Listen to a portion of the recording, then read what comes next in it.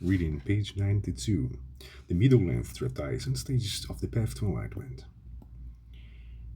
How all the Buddha's teachings are contained in the paths of the three types of persons.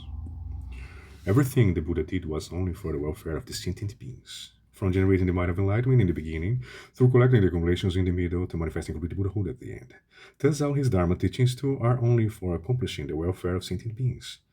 That being so, the goal to be accomplished is the welfare of sentient beings, which has two levels, the temporary one of higher states and the ultimate one of definite goodness.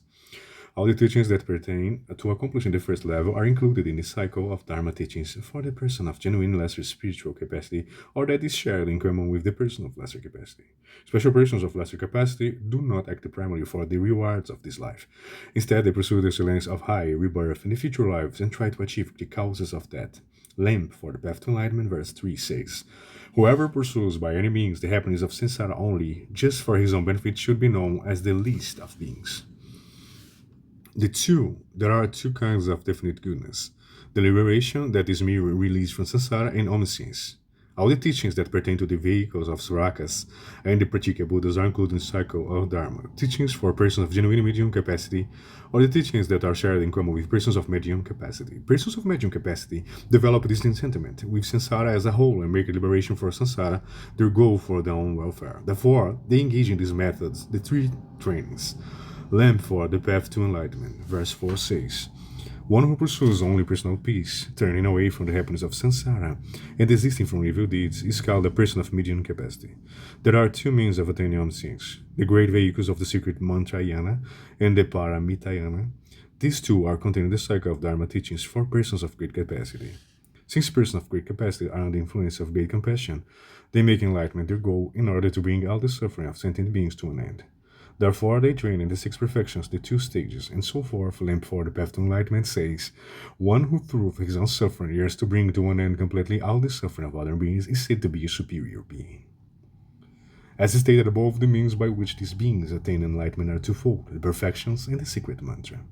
The classification of the three types of persons determined in the many texts, such as the Companion of Ascertainments, Vinis Kaya Sangrahani, in the Treasury of Abdharma Autocommentary, Abhidharma Mako Sabasya.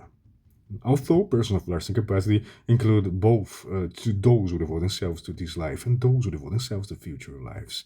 This is about later. One should consider then as engaging in unmistaken means to higher states.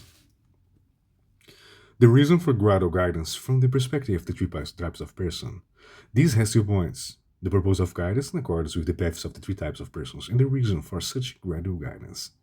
The purpose of guidance accords with the paths of the three types of person.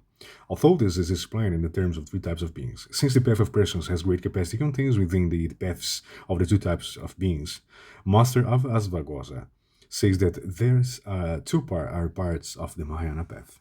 So here it is not a matter of guidance for the path of persons of lesser capacity who make only the happiness of samsara their goal, nor for the path of persons of medium capacity who make only liberation from samsara that for their own sake their goal. Rather, we should consider certain paths common to those two, to the preliminary practice leading to the path of persons of greater capacity and take them to be part of the training of the path of persons of great capacity.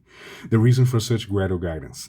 This has 2 points, the actual reason and the purpose. The actual reason, the gateway for entering the Mahayana is to generate a bodhicitta, the mind directed toward supreme enlightenment. Once it has arisen in the mind stream according to entering the Bodhisattva way, the instant they give rise to bodhicitta, they are wretched, bound in the prison of cyclic existence, declared children of the Sugatas.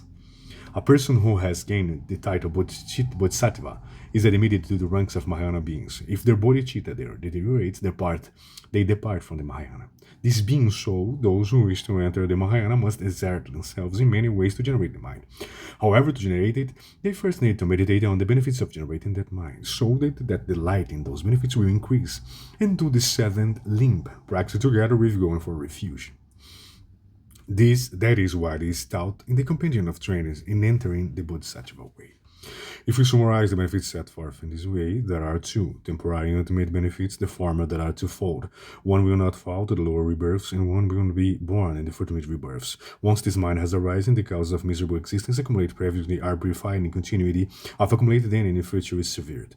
The cause of fortunate rebirths accumulated previously being conjoined with it increase extensively, and the ones newly created being motivated by it become unlimited. Eventually, the final goals of liberation and omniscience are accomplished with ease through relying on this mind. But if one does not first have and contrively wish to gain the temporary and ultimate benefits, then although one may say, since those benefits arise from generating bodhicitta, I must make effort to generate that mind. Those will be mere words. This is very clear if we examine our own mind strings. That's it, just a small reading. I stop it here. Page 196, right? The chapter, the paths of the three types of person.